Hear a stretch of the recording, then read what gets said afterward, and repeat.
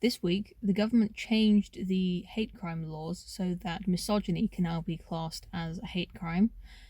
It's a little bit complicated. I tried to understand exactly the implications, but all I could find was that now when there is a crime against a woman, the victim, the woman in question, can ask for misogyny to be listed as a factor in the crime.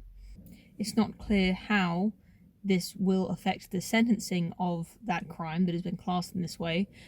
It doesn't seem that any new things have become criminal charges, if that makes sense. So there's nothing new that is illegal. It's just that certain crimes can now be classed as a hate crime if they are perpetrated against a woman. As you might expect, I have a few things to say about this, probably none of which will surprise you, but I thought it was worth making a video just to clarify exactly what my objections are to this kind of change in the law. I've got two main arguments against this change in the law, one of which presupposes the existence of hate crime in general. So if we are accepting that hate crime is going to be if we're accepting that hate crime is going to be a meaningful concept that is going to be recorded in the law and acted upon in the justice system, even if we accept the existence of hate crime and hate crime legislation, I still think that this is a bad move because there is no equivalent for men. The fact that it is obviously asymmetrical. We now have laws on the books that specifically name one sex and not the other, one gender and not the other. This is one of the very few existences of modern law referring to a person's sex. There's that expression that justice is blind, and although that's probably not an attainable goal, because people do have so many preconceptions, everyone involved in the justice system has their own biases that they're working with.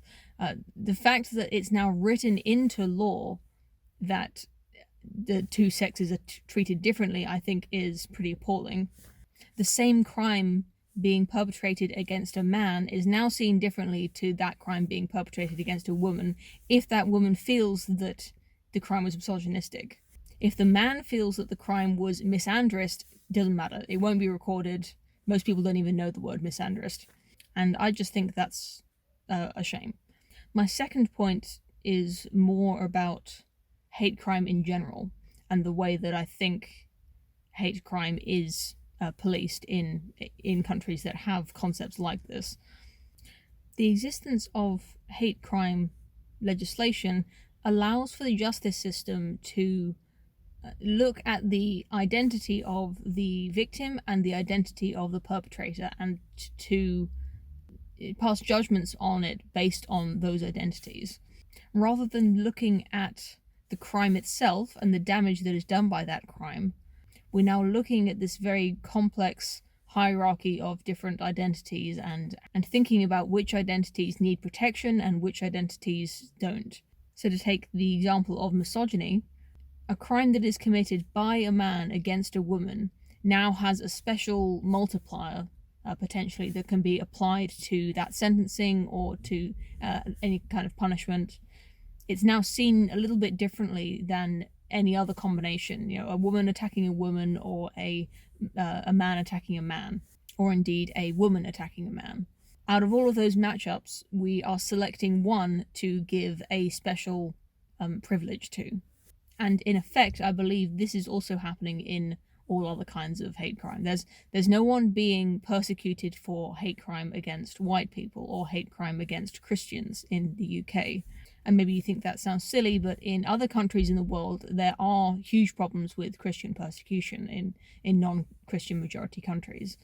But in the UK, because Christian is the largest population religion, I find it very unlikely that anyone could be prosecuted for a hate crime against Christians. To steelman the hate crime proponent's position, I believe the idea of a hate crime is that it is a crime that would not have taken place if it weren't for the at the intersection of identities of the people involved. So the victim of a certain crime would not have been targeted if they had been a Christian, or if they had been white, or if they'd been a man, and there would not have been a crime in that case. In my opinion, I just don't see why that's relevant. I'm not saying that it's not important in a more general sense, but I don't think it should be relevant to the prosecution of that crime. If a man murders his wife because he's misogynistic, I don't see why that is different to a man who murders his wife for the insurance money. In both cases, a woman is still dead, and the people who know that woman are just as devastated either way. The fact that the man is a murderer is far more important than any other factor about why he might have done it. The courts might take into consideration his whether it's premeditated, or a crime of passion, or whether it was an accident, things like that. Those are all very important for sentencing. These are principles that were written into British law hundreds of years ago, and it's one of the things that makes Britain special, in my opinion. The fact that we have this long history of a very robust legal system that protects the citizens of this country. Identity-based hatred has always existed for that entire history, and it's only now, very recently, that we've needed, apparently, to introduce hate crime laws. Now, I try not to talk about all this kind of stuff because it's, a dime a dozen on YouTube. You can find anyone complaining about this trend in politics. It's really not a difficult opinion to find people, to listen to if that's the kind of thing you want to hear. But maybe it is still worth saying that this is part of a trend, and it's not a good trend, because it started off and people said it was just at the universities, people who were suggesting this kind of radical change to the way that the society should be run. Radical changes to the laws that are on the books. The laws that our freedoms are based on are being changed. I think it's just going to be a few more years before positive discrimination is going to be allowed by law, or maybe even enforced by the law. And I just feel like the sun is setting on my country. That it's happening slowly, and we're still doing pretty well. But once these institutions and these laws have been changed, they're not going to change back, and we're never going to get that equality under the law. We're never going to get that back. The Conservative Party are in power. This is all happening under the Conservatives. I'm sorry if this video has been a bit incoherent and a bit depressing, and I'm sorry that I've got like a pimple in the corner of my mouth that it's just really irritating me. I hope you've got something out of it anyway, and as always, I'll be interested to read your comments underneath this video, so please leave those if you have anything to say on the matter. How about, to brighten the mood, you just tell me about something good that happened to you this week? I want to hear about your life, your job, your family. I want to hear the TV shows you like, the films you've watched, anything like that.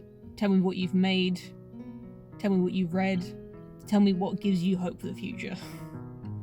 And as always, thank you very much for watching, and I hope to see you again soon.